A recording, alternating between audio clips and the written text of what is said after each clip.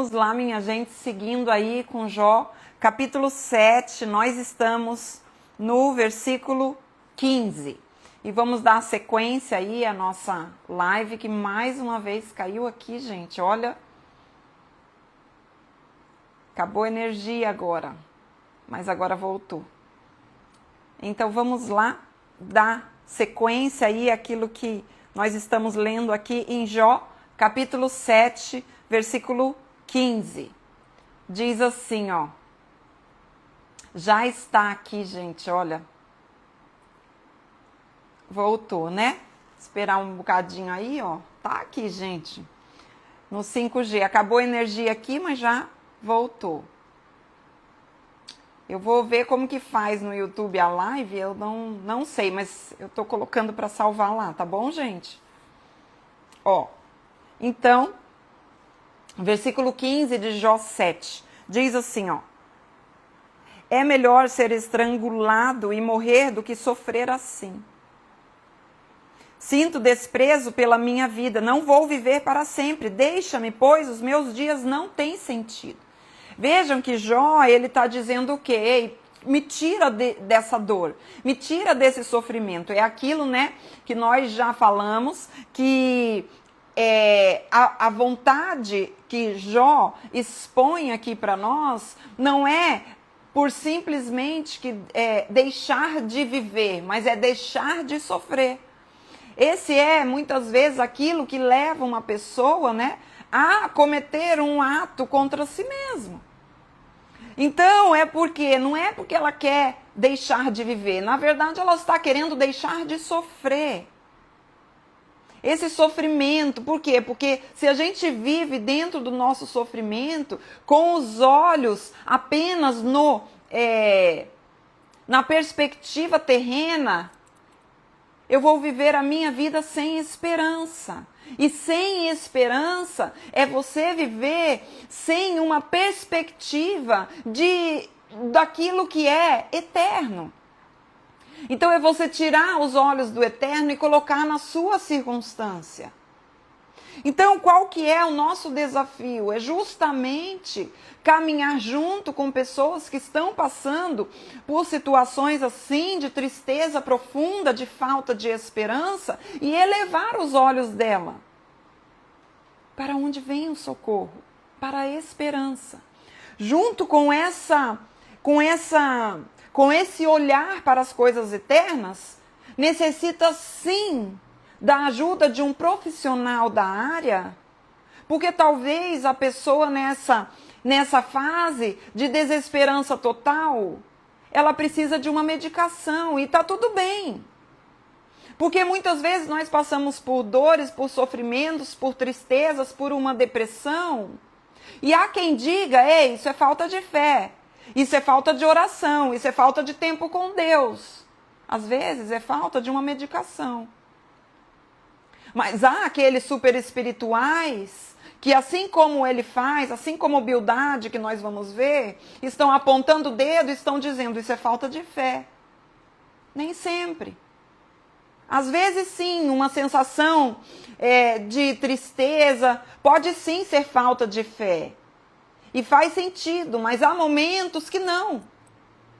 Que é uma enfermidade que precisa tratar. Assim como você trata dores e doenças com uma medicina, por que não tratar a depressão?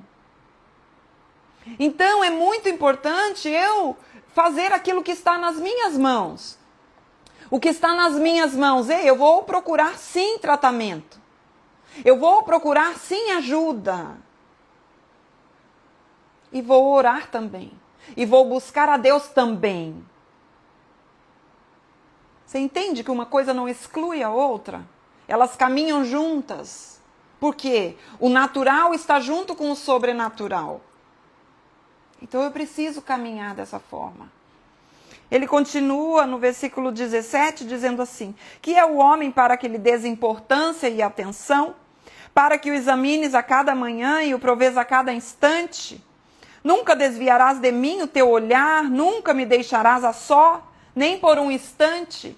Eu acho lindo isso daqui, que Jó, ele fala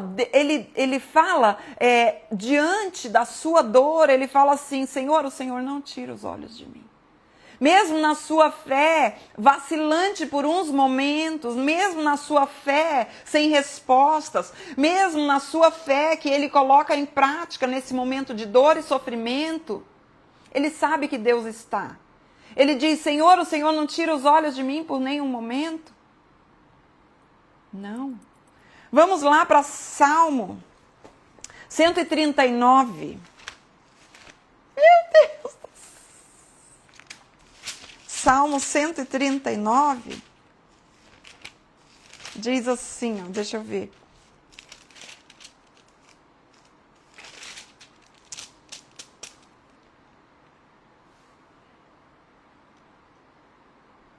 Versículo 7.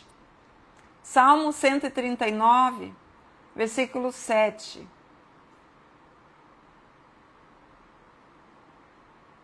Diz assim, ó. Para onde me ausentarei do seu espírito? Para onde fugirei da sua face? Se subo aos céus, lá estás. Se faço a minha cama no mais profundo abismo, lá estás também. Se tomo as asas da alvorada e me detenho nos confins dos mares, ainda lá me haverá de guiar a tua mão, e a tua destra me susterá. Que coisa linda! Então, o salmista aqui diz que realmente não há lugar onde nós podemos nos esconder da face de Deus.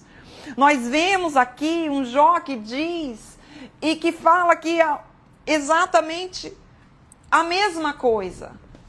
Ele não sabe que Deus não tira os olhos dele, apesar do sofrimento. O nosso sofrimento humano, ele está dentro, ele está inserido. Olha, o sofrimento humano, ele está inserido na soberania de Deus. O sofrimento humano está inserido na soberania de Deus. A soberania de Deus, ela não vai nos tirar a parte que nos cabe de sim sofrermos as consequências do pecado da humanidade, o sofrimento. Então, ele continua dizendo assim, ó, versículo 20: se pequei, que mal te causei, ó tu que vigias os homens? Por que me tornaste o teu alvo? Acaso tornei-te um fardo para ti? Veja a lamentação de Jó. Ele estava dizendo para Deus, Deus, será que eu sou um peso para o Senhor hoje? Eu sou o alvo da ira de Deus? Por que não perdoas as minhas ofensas e não apagas os meus pecados? Pois logo me deitarei no pó, tu me procurarás, mas eu já não existirei. Olha isso aqui. Olha o que ele está dizendo aqui. Olha, a partir do versículo 20, gente. O que ele está dizendo aqui a partir do versículo 20? De certa forma, ele vê a vida dele praticamente sem esperança, ele não vê mais felicidade, ele fala assim, eu já vou morrer, então acaba com isso logo. Os meus dias vão como um sopro, então Deus, quer saber? Acaba com isso logo. Então ele fala assim, ó, no final, ele fala assim, tá bom, vai Deus, se eu pequei, então me mostra. O que eu fiz? Qual que é o meu pecado? Ou seja, o que ele está fazendo agora? Ele chega no momento da vida dele aqui, que ele está dando ouvido ao que os amigos estão dizendo. Ei, você tem pecado. E ele mesmo sem reconhecer, sem entender, sem encontrar nele o pecado que justifique o que ele está vivendo, ele diz assim, tá, Deus, então se eu tenho pecado, me mostra. Se é isso que os meus amigos... Vai que eles têm razão. E se eles têm razão, me diga qual é o pecado. Porque eu não estou vendo. O que eu posso fazer? É como se ele dissesse, Senhor, o que eu posso fazer? O que está nas minhas mãos? O que está acontecendo que eu não estou enxergando? Deus, abre os meus olhos. Mesmo para aquilo que eu acho que não exista. Gente, olha a humildade de Jó.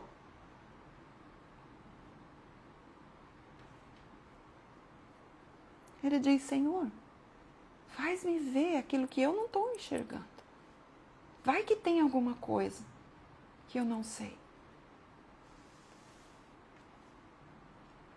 E aí, nós vamos para o capítulo 8. E no capítulo 8, nós temos mais um personagem que aparece.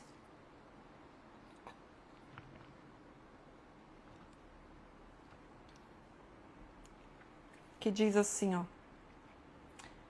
O próximo personagem que aparece é Bildade.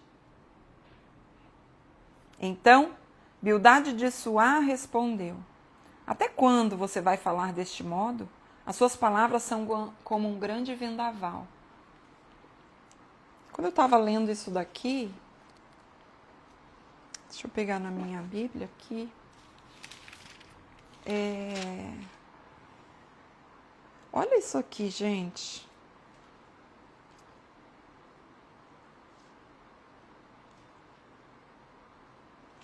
Deixa eu ver se eu acho. Aqui, no capítulo 1, no versículo 19. Bildade. Olha, a gente sabe que quando aconteceu toda a destruição na vida de Jó, nós temos isso no capítulo 1, né? Tudo o que aconteceu, o versículo 19 fala assim: eis que se levantou o grande vento do lado do deserto e deu nos 4 cantos da casa, a qual caiu sobre eles e morreram. Só eu escapei para trazer-te a nova. Aqui está dizendo que um grande vento veio, derrubou a casa e matou todos os filhos de Jó. E quando Bildade chega aqui, nesse momento, que ele estava calado até então, né? Por isso que eu falei, vamos identificar quem está falando. E quando a gente vê a primeira fala de Bildade aqui, é uma fala recheada de raiva. É uma fala recheada de severidade, de maldade. A fala de Bildade é dentro de uma teologia sem graça. Literalmente, sem graça. A teologia de Bildade é uma teologia que ele criou, e é isso que nós temos falado aqui, é uma teologia sem graça, onde ele traz verdades sobre Deus, que nós vamos ver, mas sem graça. Sem graça, sem compaixão, sem misericórdia. E ele inicia a sua fala trazendo mais peso ainda para aquele que já se sentia um cachorro morto. Que crueldade de Bildade. Que crueldade de Bildade. Ele traz mais peso ainda para aquele que já se sentia um cachorro morto. Diz assim, ó. Até quando você vai falar desse jeito? As palavras de Jó, o lamento de Jó, enraiveceu Bildade de tal forma que suas primeiras palavras foram: até quando você vai falar desse jeito? Olha isso. E ele diz assim: as suas palavras são como um grande vendaval. Ele traz a justificativa diante daquilo que não saía da cabeça de Jó. Vocês imaginem o que não passava na cabeça de Jó? Durante todo aquele tempo de sofrimento, perdeu seus filhos. Ele devia imaginar aquele vendaval que veio. E agora, o que está acontecendo? O próprio Bildade traz esse vendaval e diz assim: olha, suas palavras são como ele. São como esse vendaval. Acaso Deus torce a justiça? Será que o Todo-Poderoso torce o que é direito? Quando seus filhos pecaram contra ele, ele os castigou pelo mal que fizeram. Meu Deus! Olha isso aqui. É como se Bildade estivesse pisando em Jó, que já se sentia um nada. Ele está dizendo aqui, ele está trazendo a justificativa para Jó. Ele está dizendo assim, ei Jó, Deus é um Deus justo. E por Deus ser justo, ele vai trazer sofrimento para aquele que pecou. Então você pecou. E você continua pecando com as suas palavras. E quer saber mais, Jó? Não só você pecou, como os teus filhos morreram porque eles pecaram. Olha isso, gente. É o que ele diz aqui. Deus castigou os teus filhos pelo mal que eles fizeram. Que crueldade. Aí você fala assim, mas Deus é justo. E essa é a grande questão que nós vemos na fala de Bildade, onde Deus é justo, mas na sua justiça ele age com um ingrediente indispensável, misericórdia. E o que nós vemos na teologia de Bildade é ele querendo trazer um Deus justo, onde nesse Deus justo não se encontra graça, nem misericórdia, nem compaixão, nem amor. Nada. Somente a sua justiça. Esse não é o Deus da Bíblia. Porque o Deus da Bíblia, ele é totalmente justo, mas ele é totalmente misericordioso. E quando a gente tem a junção da sua justiça com a sua misericórdia, é por isso que nós podemos estar vivos hoje. Porque se ele agisse com toda e unicamente 100% da sua justiça sobre nós, sem misericórdia, não sobraria nenhum de nós. Nenhum. Se a graça e a misericórdia de Deus não se renova a cada manhã, se a misericórdia de Deus, aquilo que nós oramos aqui, né, nas lives quase sempre, se a misericórdia de Deus não se renova toda manhã, nós seríamos fulminados. Porque diante de um Deus que é 100% justo, se ele agisse com a sua justiça, nós seríamos fulminados pelo nosso pecado. Mas Deus, na sua justiça, ele também coloca a sua misericórdia. E o Deus, criado por Bildade, é um Deus que não tem misericórdia. É um Deus que não tem compaixão. E isso que ele estava julgando esse Deus que ele criou para ele, né? Ele estava julgando esse Deus,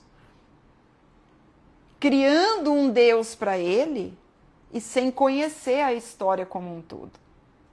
Ele estava julgando uma parte. Ele estava criando Deus a partir de uma peça do quebra-cabeça inteiro. E eu preciso dizer que nós muitas vezes fazemos a mesma coisa que Bildade. Nós julgamos toda uma história, nós julgamos toda uma vida com base em uma peça do quebra-cabeça. Nós julgamos quem Deus é a partir de uma cena da nossa história. Muitas vezes nós fazemos assim como Bildade. Ele continua e diz assim: mas se você procurar a Deus e implorar junto ao Todo-Poderoso, se você for íntegro e puro, olha isso que ele está dizendo.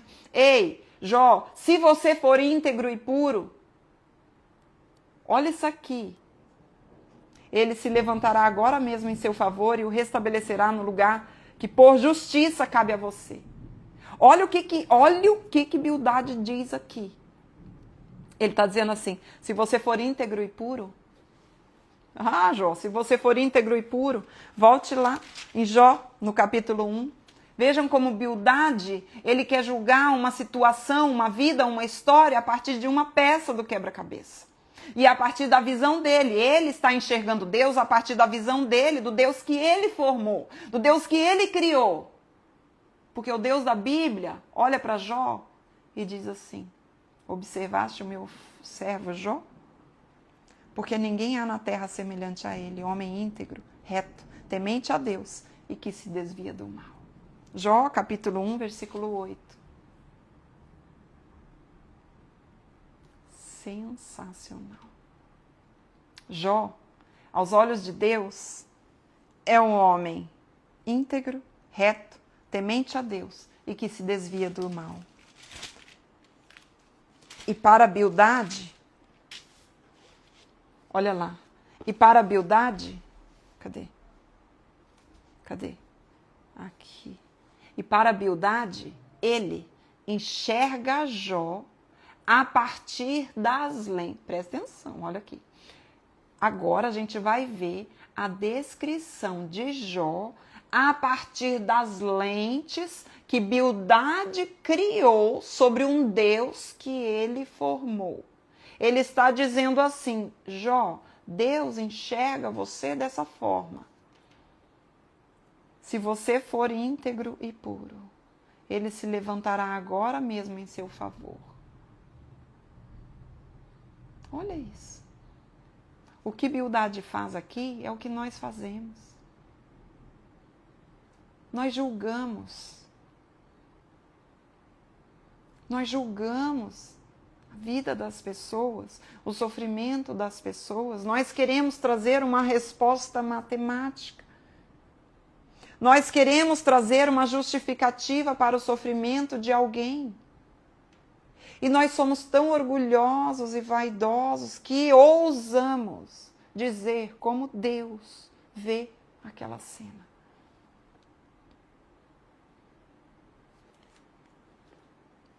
Aí, versículo 7, ele diz assim: o seu começo parecerá modesto, mas o seu futuro será de grande prosperidade. O que ele está trazendo aqui?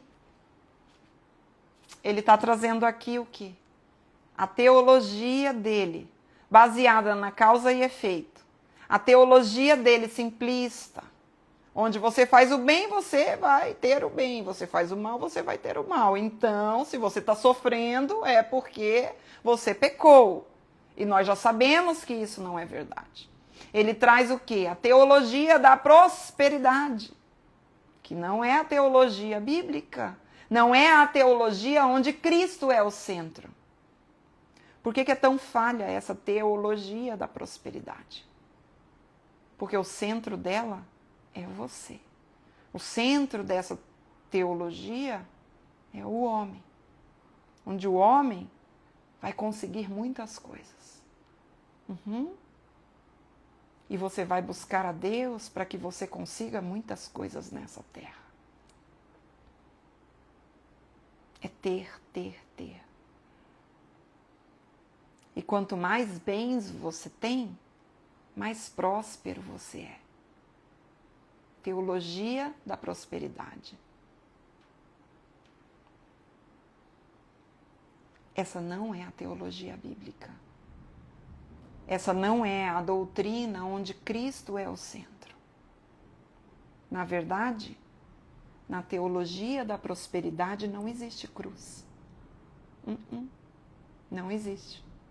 Existe o homem fazendo a sua obra para ser achado merecedor da salvação.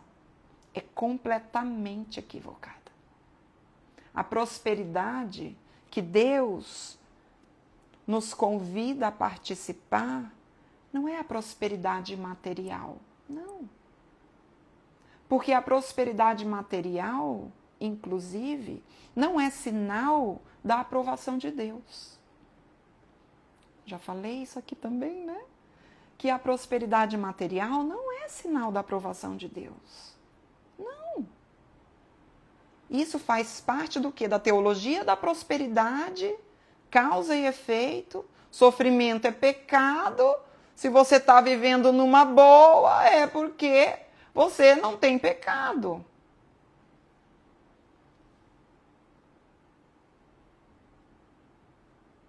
Isso é onde o homem é o centro.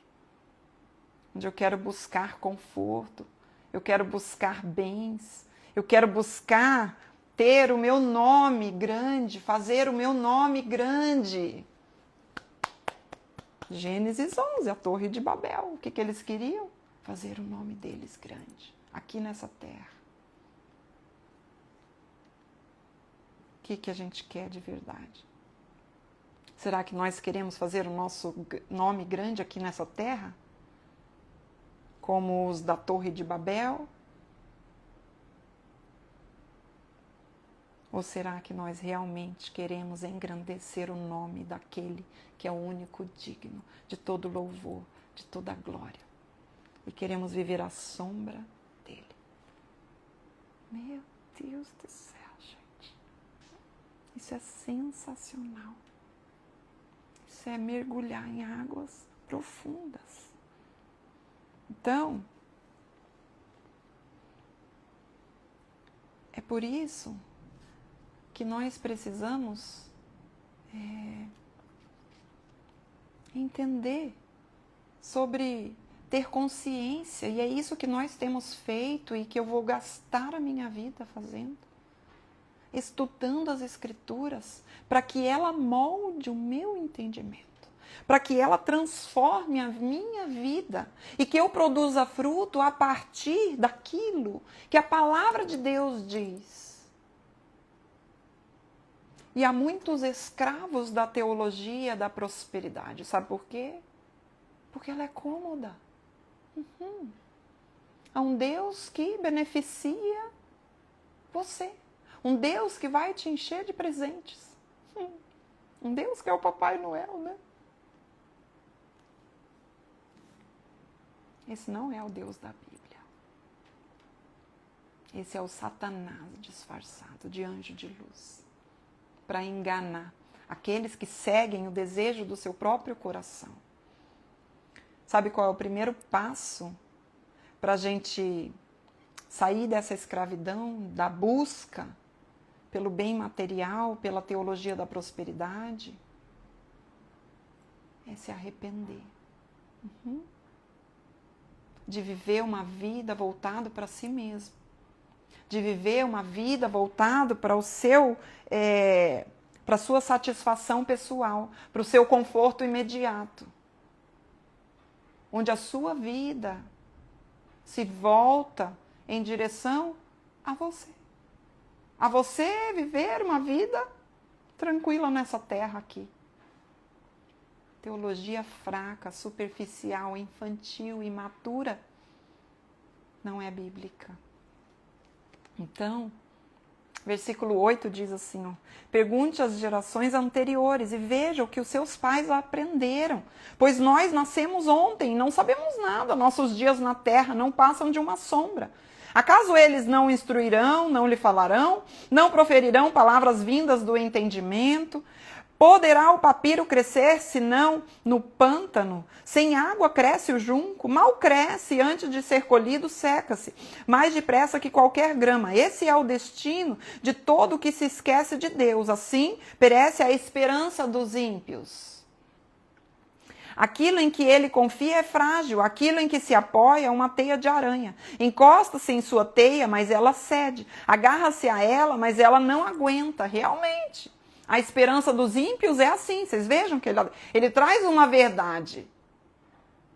É um texto fora do contexto.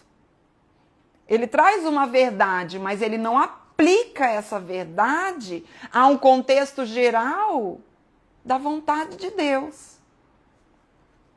Encosta-se em sua teia, mas ela cede, agarra-se a ela, mas ela não aguenta. Versículo 16. Ele é como uma planta bem regada ao brilho do sol, espalhando seus brotos pelo jardim.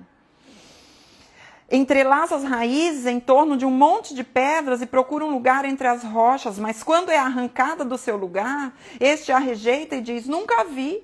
Esse é o fim da sua vida e do solo brotam outras plantas. Olha só. Eu acho muito interessante esse texto, porque ele começa dizendo assim, pergunte às gerações anteriores. Né? E ele começa a basear aquilo que ele acredita, o quê? Nas tradições. E nós vemos Jesus no Novo Testamento sendo incisivo contra o quê? As tradições. Porque muitas vezes essas tradições que nós ouvimos e que nós vemos, elas não estão baseadas na Bíblia. Elas estão baseadas num conforto pessoal, numa satisfação pessoal. Então eu preciso ver se aquela tradição onde pessoas estão basadas, mas é que todo mundo diz. Mas é porque a tua avó fez isso, as tuas gerações anteriores fizeram. Tá, mas o que isso aí tem para me ensinar biblicamente? Eu preciso trazer tudo à luz da Bíblia para saber se aquilo é certo ou não. E o que eu faço à luz da Bíblia? À luz da Bíblia eu vou ter o quê? Consciência. É o que eu sempre falo, o Evangelho não é sobre uma lista de bons comportamentos. Não, gente. O Evangelho é sobre uma consciência transformada e submetida à vontade de Deus. É consciência, não é sensação. É consciência, não é emoção, é consciência. Não é bom comportamento, é consciência. Uma consciência transformada, submetida à vontade de Deus, vai gerar fruto. Qual fruto? Bom comportamento.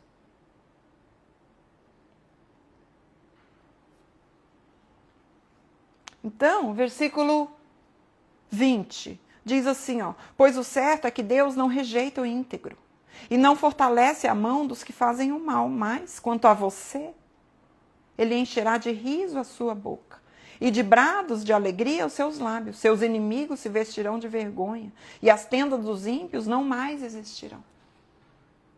Ele está dizendo, né? Ele está dizendo assim, ei, você quer ser feliz novamente, então? Se arrependa diante de Deus do teu pecado. Se arrependa. Para com isso, Jó. Olha isso. Esse é o fim, é o solo. Ele fala assim, né? Bildade. Então, Bildade chega para Jó e fala assim, olha, você tem que se arrepender do teu pecado. Da onde que você está falando isso? É melhor você ser sincero e você abrir logo o jogo e falar o que é, qual que é o teu pecado. Porque os teus filhos já morreram pelo pecado deles. Você está prestes aí, está com o pé na tumba. Vai morrer daqui a pouco, se continuar desse jeito. Agora, se você confessar, aí sim. No âmbito terreno, de acordo com a teologia que ele criou, a teologia da prosperidade, onde a matemática acontece numa fé sem graça. A fé de Bildade é uma fé sem graça. A fé de Jó é uma fé perseverante. A fé que persevera mesmo no momento de dor, sofrimento e que ele não encontra resposta. Então, nós finalizamos assim a nossa leitura do dia de hoje. E eu fiz aqui o meu oba de hoje. E eu quero ler com vocês o oba de hoje. Tem a cereja, né? Que eu não falei. Bota a cerejinha aí. Eu quero ler o meu oba de hoje, que eu fiz, eu vou passar limpo ainda. Deixa eu ver. Bota aí a cerejinha. Deixa eu ver se eu... Amém. Olha.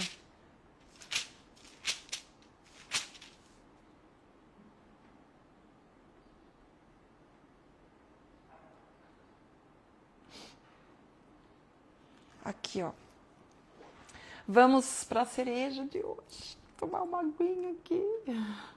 Já, né?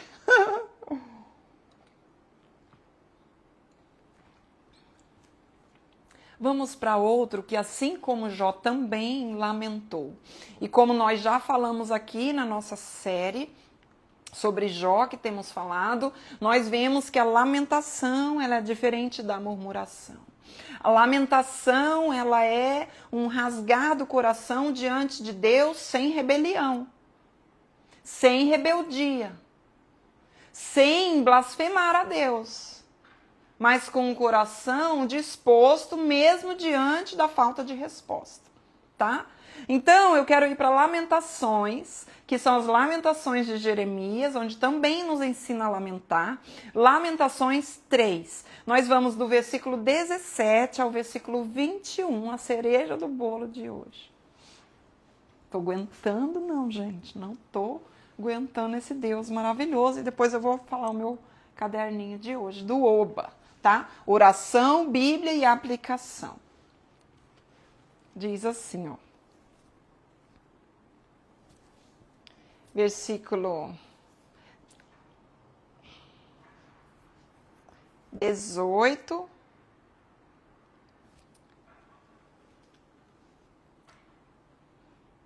até o 21, tá? Diz assim, ó. Então disse eu, Jeremias, tá? Isso aqui, Jeremias, no seu livro de Lamentações. Diz assim, ó. Então disse eu, já pereceu a minha glória, como também a minha esperança no Senhor.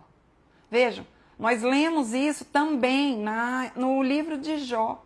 Nós vimos as palavras de Jó dizendo a mesma coisa.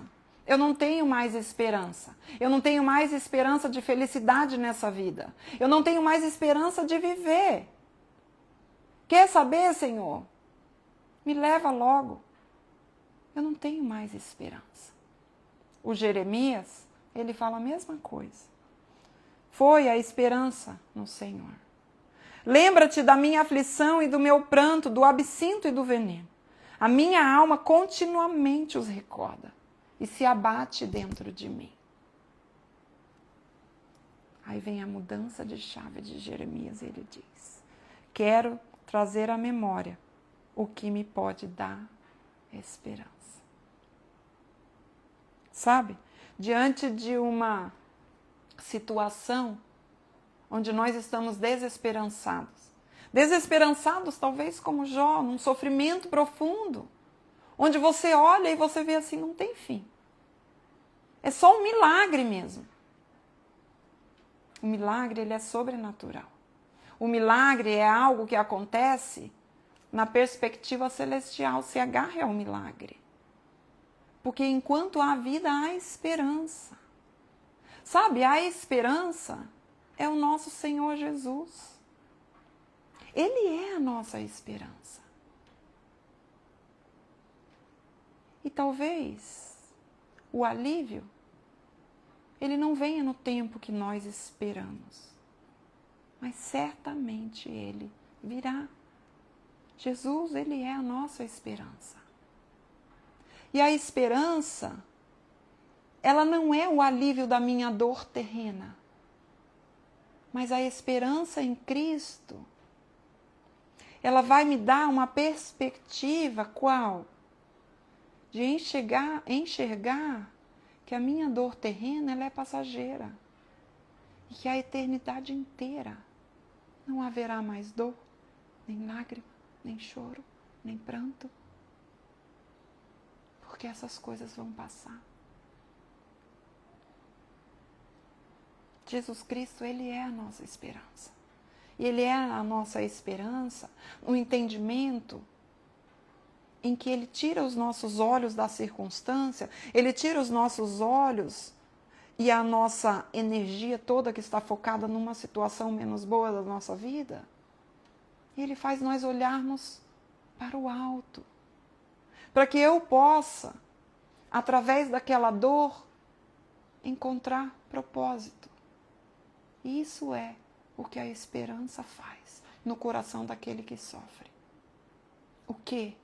Encontrar propósito no meio da dor. Meu Deus! Meu Deus, gente! Então, um sinal de que os meus olhos estão na esperança de Deus, na esperança em Cristo. quando eu consigo encontrar propósito no meio da dor. Meu Deus do céu, eu amei isso.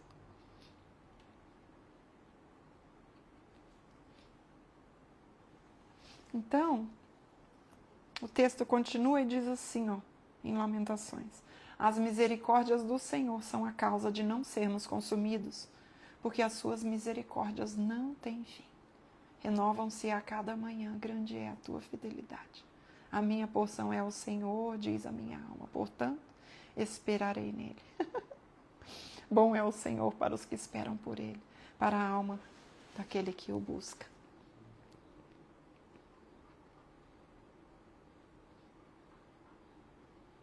Sabe qual é a sua esperança? É entender que a sua porção é o Senhor. A tua porção é o Senhor. A esperança nos dá propósito no meio da dor. Meu Deus, eu amei isso. E agora o oba de hoje, eu escrevi assim, ó. Eu escrevi aqui, vou passar limpo, né? Mas enfim. Palavras: compaixão e esperança.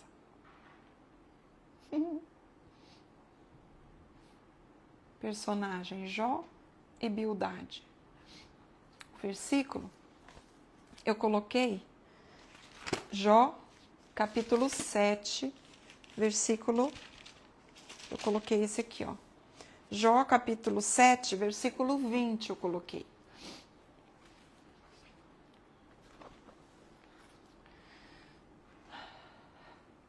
Diz assim, ó: se pequei, que mal te fiz a ti, ó espreitador dos homens? Porque fizeste de mim um alvo para ti, para que a mim mesmo me seja pesado?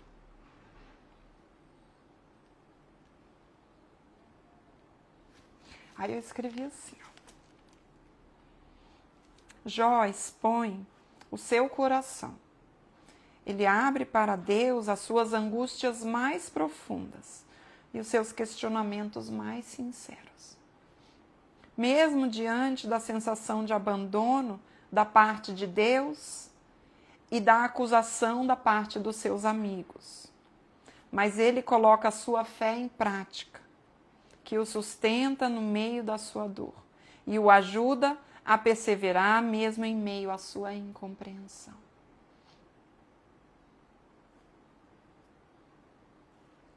Aí a minha oração, sabe, gente, a minha oração que eu coloco no oba, às vezes tem umas bem pessoais, né? Mas a minha oração é sempre uma resposta. A minha oração, ela vai ser sempre uma resposta àquilo que eu acabei de aprender do Senhor. Então é uma oração como uma resposta imediata, mas que vai me trazer uma consciência para que a minha vida possa se alinhar à verdade que eu acabei de aprender. Então eu acabei de aprender isso, essa foi a minha aplicação, né? Eu escrevo aqui de uma forma que mexeu comigo. Que ele coloca a sua fé em prática. E aí a minha oração é uma resposta disso. Então eu sempre começo, Senhor, né, com o Senhor, porque essa resposta é para Ele. A minha oração é a minha fala com o Senhor de um coração quebrantado diante dEle, onde os meus olhos foram abertos para a verdade bíblica sobre quem é Deus. Que Deus, Ele é justo, mas Ele também é misericordioso. Então, a minha resposta a isso que eu li hoje, eu escrevi assim, ó: Senhor, diante das minhas dúvidas e questionamentos, porque sim, eu tenho muitos, que como Jó,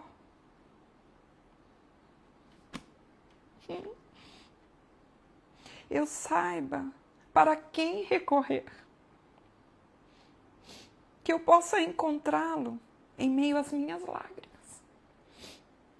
E permanecer, porque somente em Ti eu encontro descanso e esperança. Então, que os meus sofrimentos me levem para mais perto de Ti. Então, que os meus momentos de sofrimento me levem para mais perto de Ti. O que é isso? Olha, uma coisa que eu falei durante a live, eu vou até escrever aqui, gente, para não perder. Mas está alinhado com isso aqui que eu escrevi antes da live na minha oração. Que os meus momentos de sofrimento me levem para mais perto de Ti. O que é isso? É propósito em meio da dor, igual a esperança. Meu Deus do céu! Sensacional. E aí, diante disso, essa é o nosso Oba, o nosso caderno de devocional. A gente faz pequenas parcelas, mas isso aqui eu vou ficar meditando, eu vou ficar ruminando. E essa pequena porção que eu escrevo no meu caderno, ele é uma parcela daquilo que eu vou desenvolver com o Senhor em oração. Então, isso daqui, eu vou pegar essa oração aqui e eu vou desenvolver um relacionamento com o Senhor. Uma resposta a Ele.